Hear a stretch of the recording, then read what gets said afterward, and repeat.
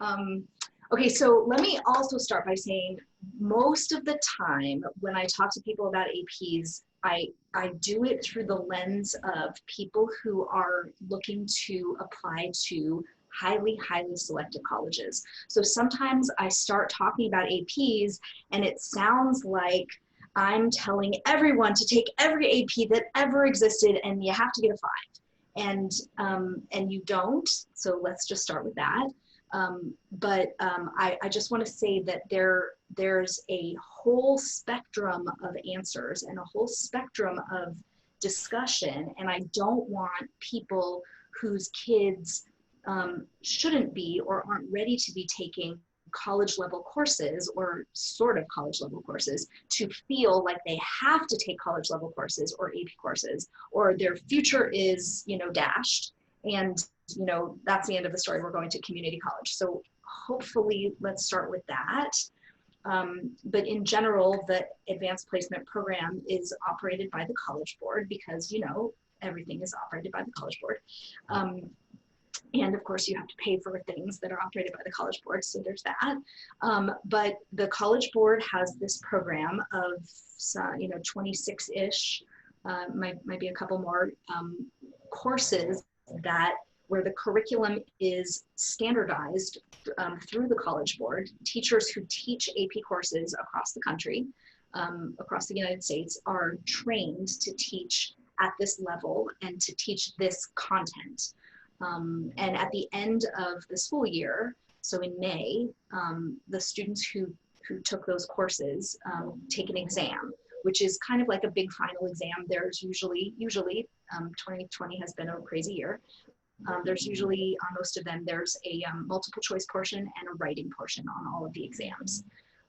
So that's kind of the AP program as an overview, and many colleges give college credit for students, not just who took the AP courses, but who succeeded in passing the exams. And the exams are scored on a scale of 1 to 5. I wasn't kidding. It sounds like there's a bulldozer in my office, right?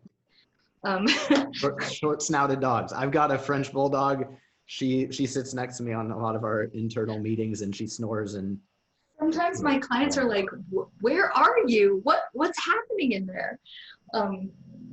Like sometimes I have to talk louder. So anyway, the exams are scored on a scale of 1 to 5. 3 is considered passing. 4 is very successful. 5 is very, very top level.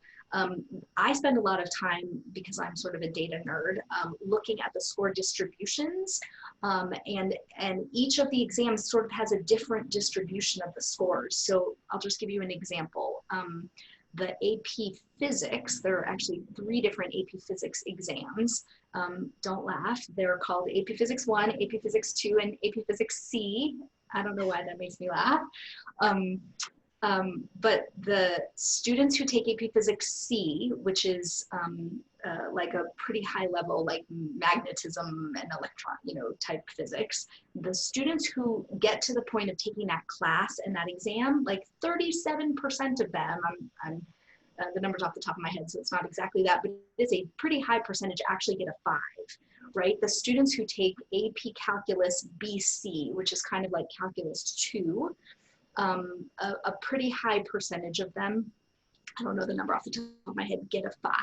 And that's because think about the kind of students who really, take these high level courses. You're not going to go all the way through that course if you don't really have that subject down. Sure. Versus a class like an AP Environmental Science or AP US History, the scores are distributed a little bit more evenly between 1 and